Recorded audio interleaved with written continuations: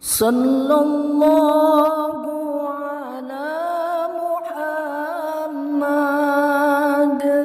sallallahu alaihi wasallam, sallallahu ala Muhammad sallallahu alaihi wasallam.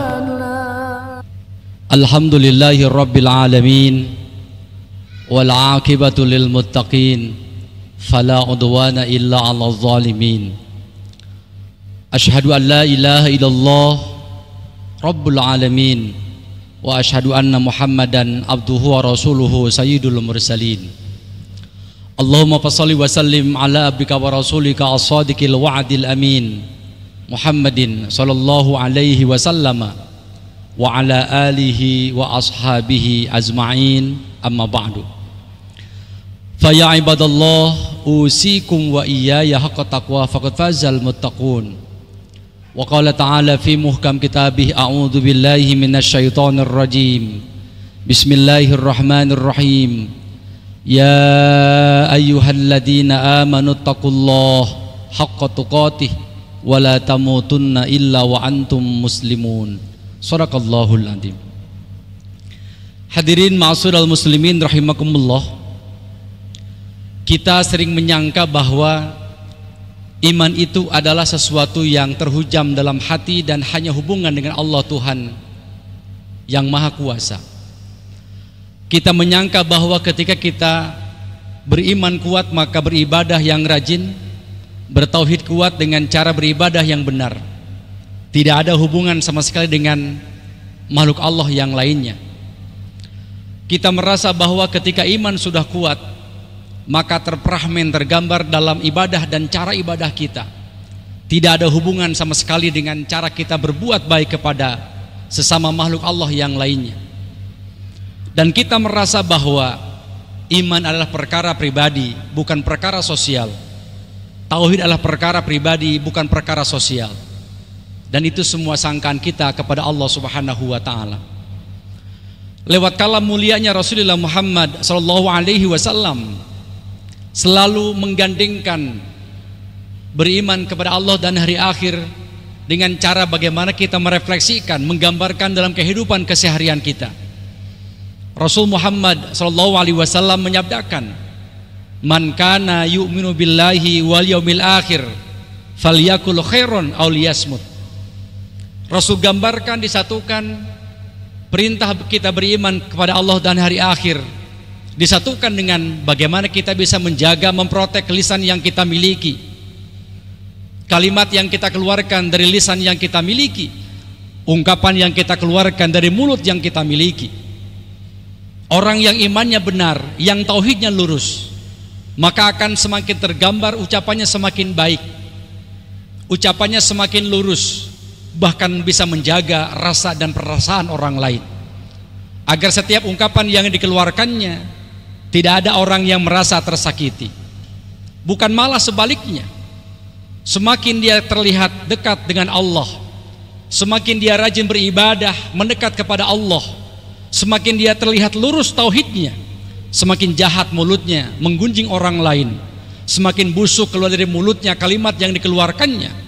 Justru semakin dia terlihat ibadah semakin baik kepada Allah, semakin dia terlihat praktek ibadah semakin baik kepada Allah, akan semakin terlihat ungkapan yang dikeluarkan sehari-harinya. Semakin orang nyaman, semakin orang terselamatkan, semakin orang merasa nyaman dalam kedekatan dengan dirinya lewat ucapan yang dikeluarkannya. Ungkapan bahwa perbuatan, ungkapan yang kita keluarkan tergambar dari polarisasi iman yang kita miliki, tauhid yang kita miliki, bukan malah sebaliknya. Semakin kita rajin beribadah, semakin sering juga kita mencaci orang lain. Lewat kalam mulianya Rasulullah Muhammad sallallahu alaihi wasallam menyabdakan, "Man kana yu'minu billahi wal yaumil akhir falyukrim jarahu." Barang siapa mengaku beriman kepada Allah dan hari akhir, maka muliakanlah tetangganya.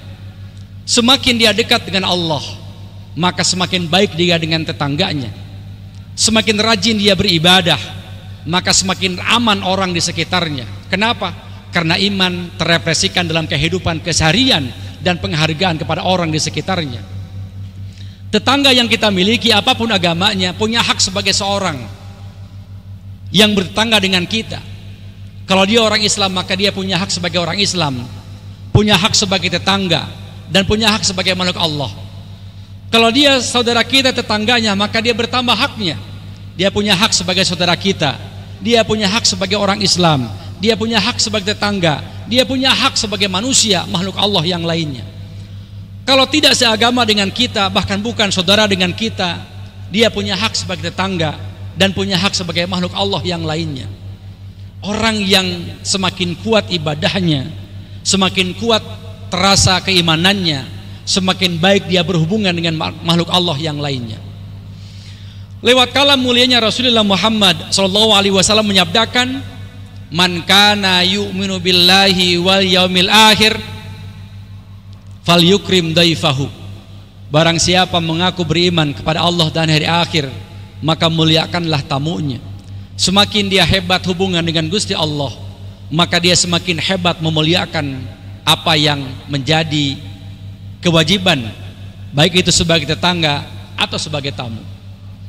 Kita menyangka bahwa ketika kita sudah mengatakan beriman kepada Allah, Allah tidak akan menguji iman yang kita miliki. Tidak sama sekali. Allah Subhanahu wa taala firmankan dalam surah yang ke-29, surah Al-Ankabut, dimulakan dengan fabatihus suwar, ayat mutasabih. A'udzubillahi minasyaitonir rajim.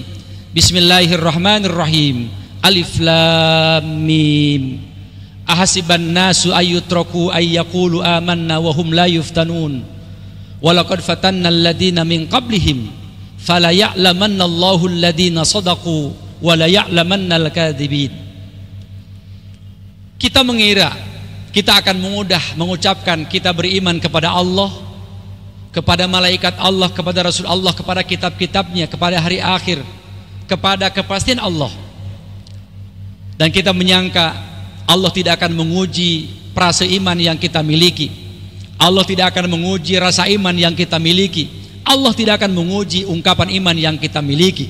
Justru Allah akan menguji setiap perilaku yang kita lakukan. Apa tujuannya? Sesungguhnya Allah telah menguji umat-umat sebelum kita, dan Allah tahu mana orang-orang yang dusta dalam keimanannya dan mana orang-orang yang benar dalam keimanannya. Dalam sebuah ensiklopedia, indeks religiusitas orang Indonesia sangat tinggi sebenarnya, mengalahkan dunia Timur Tengah. Kalau orang di Makkatul Mukarramah mereka sholat jamaah di masjid karena pahala yang luar biasa, 100.000 kali lipat dibandingkan masjid lain.